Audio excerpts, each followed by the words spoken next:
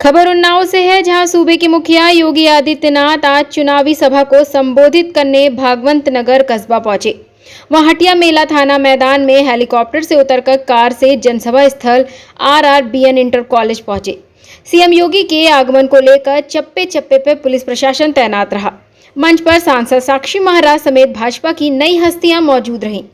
CM Yogi Adityanath का भाजपा प्रत्याशी व सांसद साक्षी महाराज ने पुष्प गुच्छ देकर स्वागत किया।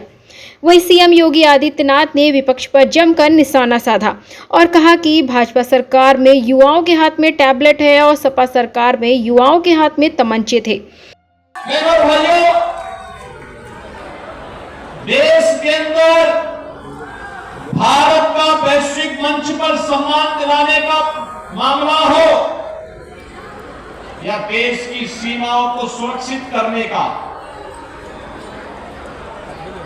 देश के अंदर आतंकवाद और नक्सलवाद की समस्या का समाधान करने का हो या फिर बड़े बड़े विकास के परियोजनाओं को आगे बढ़ाने का, गरीब कल्याणकारी योजनाओं की तो कोई गिनती ही नहीं। 2014 और 2014 के पहले और 2014 के बाद के कार्यों की अगर हम तुलना करते हैं तो जमीन आसमान का अंतर आपको नजर आएगा। बहनों और भाइयों, याद करिए 2014 के पहले गरीब भूख से मरता था, कोई पुरसाहार नहीं था। गरीब चिकित्सा के भाव में दम तोड़ता था, कोई पूछने वाला नहीं था। 2014 के पहले गरीब के घर में या सामान्य परिवारों के घर में भी अगर रसोई गैस का सिलेंडर कभी समाप्त हो जाए और दूसरी व्यवस्था नहीं है, उसको तत्काल रसोई गैस नहीं मिल पाती थी, क्योंकि किल्लत थी, ब्लैक मार्केटिंग होती थी और अगर किसी ने कुछ ज्यादा बोल दिया तो पुलिस के डंडे पड़ जाते थे। बहनों और भाइयों, गरीब सर्दियों में जाड़े में ठिठुरने के लिए मजबूर होता था, बरसात में भीगने के लिए मजबूर होता था, क्योंकि सिर ढकने के लिए छत नहीं हुआ करती थी। नए भारत में आज आप देख सकते हैं, 2014 के पहले भी आपने इस बात को देखा होगा। पहले ये गर्मी है, इस समय बुंदेलखंड, बिंद और तमाम क्षेत्रों में टैंकर से पानी जाते थे, गांव के गांव खाली हो जाते थे, क्योंकि सूखा पड़ जाता था। ये सब द्रोही है और हमारा तो संकल्प होना चाहिए, जाके प्रिय राम वेदे ही तजिए ताहि कोटि बैरी सब यद्यपि परम स्नेही। जो राम का विरोधी है वह हमारा विरोधी है, चाहे वह हमारा सगा ही क्यों ना हो। अगर वह राम का विरोध कर रहा है, उसके खिलाफ खड़े होंगे। कांग्रेस और सपा का तो इतिहास ही राम का विरोध करने का है ना।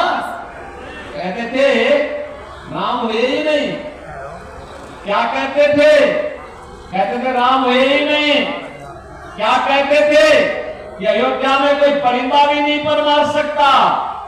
और आज जब अयोध्या में रामलला विराजमान हो गए तो अब ये स्वर बदल गए, कहते राम तो सबके हैं, तो थोड़ा चरित्र लोगों का है। बहनों भाइयों, इन पे कभी विश्वास मत करना, कभी विश्वास मत करना। तीसरा, कांग्रेस जो इंडी गठबंधन का सबसे बड़ा भागीदार है, इसका घोषणा पत्र देखो, वो क्या कहता है? जगह याद है नहीं है, अगर कांग्रेस नेतृत्व की सरकार बन गई जिसमें समाजवादी पार्टी भी ढोल बजाने का काम करेगी, तो इंडी गठबंधन क्या करेगी? अल्पसंख्यकों की रुचि के अनुसार खान पान की पूरी स्वतंत्रता देगी। बहनों और भाइयों, मैं पूछना चाहता हूं, ये अल्पसंख्यकों की रुचि के अनुसार खान पान क्या होता है? अरे सामान्यतः सादी भोजन तो वही है जो बहुसंख्यक खाता, वही अल्पसंख्यक भी खाता है। केवल एक जगह में खटपट है, और वह है इस देश का बहुसंख्यक, इस देश का बड़ी आबादी, इस देश में जंगली उपासना विधियां और गरीब के मकान बन गए। और मोदी जी ने तो ये भी कहा है कि 4 करोड़ गरीबों के मकान बने हैं। बाकी जितने बचे होंगे अगले 5 वर्ष के अंदर उनके सबके मकान बन जाएंगे। आप भी जाके बोलिए, आश्वासन कर सकते हैं किसी भी गरीब को अगर किन्हीं कारणों से छूट गया है, अगले 5 वर्ष में उसके मकान बनेंगे। जिसके बाद कार्ड में 70 वर्ष से ऊपर का हर व्यक्ति आयुष्मान भारत के कार्ड का भागीदार बनेगा। जिसके बाद राशन कार्ड नहीं, 100% राशन कार्ड। जिसके घर में कोई रोजगार नहीं, उसको 100% रोजगार की व्यवस्था ये सरकार कराने की व्यवस्था करने जा रही है। बहनों और भाइयों, सुरक्षा भी है, सम्मान भी है, विकास भी है और गरीब कल्याण भी है।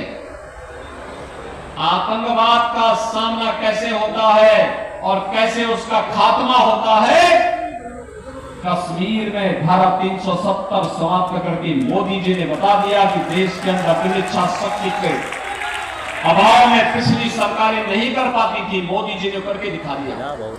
डॉक्टर श्यामा प्रसाद मुखर्जी बलिदान हुए थे कश्मीर को लेकर के, तब भारतीय जनसंघ और भारतीय जनता पार्टी का कार्यकर्ता नारा लगाता था, जहां हुए बलिदान मुखर्जी व कश्मीर हमारा है, ये नारे लगते थे। और आज क्या है? आज तो बहनों और भाइयों, कश्मीर विकास की मुख्य धारा के साथ जुड़ चुका है। आतंकवाद का खात्मा हो गया है। अब तो कहीं पे जोर से पटाखा भी फट जाए ना, तो पाकिस्तान सफाई देता कि मेरा हाथ नहीं, मैंने नहीं किया ये सब। समाजवादी पार्टी के लोग क्या कहते थे? कहते थे आतंकवादी तो सीमा पार के हैं, इसलिए हम क्या कर सकते हैं। देखो, दोनों के जवाब में अंतर है। वे आतंकवादी वारदात पर कहते थे कि आतंकवादी सीमा पार के हैं, हम क्या करें। लेकिन आज आतंकवाद तो समाप्त हुआ ही, लेकिन आतंकवाद समाप्त होने के साथ ही अगर पटाखा भी फट जाए तो पाकिस्तान पहले सफाई देता कि साहब मेरा हाथ नहीं है, मुझे मालूम है, कहीं लेने के देने न पड़ जाए। उसे मालूम है नया भारत है, छेड़ता नहीं है, लेकिन कोई छेड़ता है तो छोड़ता भी नहीं है। भाइयों, मुझे एक बात बताओ, कांग्रेस के लोग न सम्मान, समाजवादी पार्टी के लोग न सम्मान दे सकते हैं, न सुरक्षा दे सकते हैं, न गरीब कल्याण ही कर सकते हैं और नहीं विकास करा सकते। आतंकवाद से तो इनका ऐसा रिश्ता है जैसे घर का रिश्ता है। याद करिए, अयोध्या में राम जन्मभूमि पर आतंकी हमला हुआ था, काशी में संकट मोचन मंदिर पर आतंकी हमला हुआ था, लखनऊ, वाराणसी और अयोध्या की कचहरियों पर हमला हुआ था, सीआरपीएफ कैंप रामपुर पे हमला हुआ था। और इन आतंकी हमलों के लिए जिम्मेदार आतंकवादियों के मुकदमों को बेशर्मी के साथ समाजवादी पार्टी ने वापस लेने का तो साहस किया था कि नहीं किया था? क्या आतंकवाद समर्थकों को हम वोट देंगे? क्या आतंकवादियों के विरोध के पक्ष में हमारा वोट जाएगा? क्या आने वाली पीढ़ी कभी माफ नहीं करेगी। दूसरा, किसान सम्मान निधि प्राप्त कर रहा है। 2014 के पहले किसान आत्महत्या करता था, नौजवान पलायन करता था। आपने देखा होगा कि अकेले उत्तर प्रदेश में हम लोगों ने 6.5 लाख नौजवानों को सरकारी नौकरी दी, 61 लाख नौजवानों को निजी क्षेत्र में हुए निवेश में नौकरी की सुविधा प्रदान कराई, 2.25 करोड़ हस्तशिल्पी, कारीगर और स्टार्टअप स्थापित करने वाले नौजवानों को और उद्यमियों को हम लोगों ने स्वतः रोजगार के साथ जोड़ने का काम किया। और प्रधानमंत्री मोदी जी के नेतृत्व में विगत 1 वर्ष में भारत सरकार ने 10 लाख युवकों को नौकरी उपलब्ध कराने का काम किया है।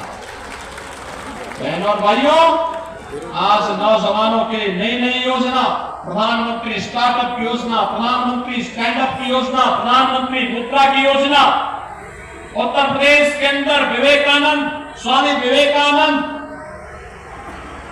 तकनीकी सक्षमता की दृष्टि से टैबलेट वितरण के कार्यक्रम, यही अंतर है। समाजवादी पार्टी की जब सरकार थी, वह नौजवानों के हाथों में तमचे पकड़ाता था, उसके जीवन के साथ खिलवाड़ करती थी सरकार। और आज हमारी सरकार टैबलेट पकड़ा रही है, नौजवान के हाथ में टैबलेट, और स्मार्ट युवा बने। बहनों और भाइयों, आप सबका आह्वान करने के लिए पुनः आपके बीच में आने का सौभाग्य प्राप्त हुआ है। बहनों और भाइयों, पूरे देश के अंदर लोकसभा के 2 चरण संपन्न हो चुके हैं। कल तीसरे चरण का मतदान होगा।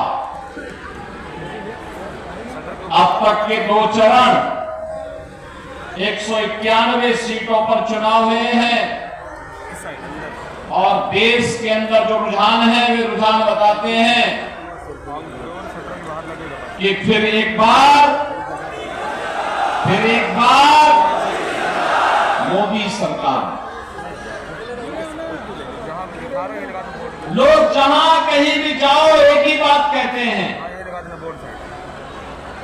मोदी सरकार लाने के लिए लोगों के मन में एक नई उत्सुकता है। और ये अचानक नहीं है। बहनों और भाइयों, पिछले 10 वर्ष के अंदर भारत में जो परिवर्तन करके मोदी जी ने दिखाया है, इसके प्रति आम जनमानस के मन में एक सम्मान और श्रद्धा का भाव है, और हर व्यक्ति चाहता है कि मोदी जी तीसरी बार देश के प्रधानमंत्री बने। आज 80 करोड़ लोग देश के अंदर फ्री में राशन की सुविधा प्राप्त कर रहे हैं। 80 करोड़ लोग, 60 करोड़ लोगों को आयुष्मान भारत की सुविधा मिल रही है। 50 करोड़ लोगों के जनधन अकाउंट खुल गए।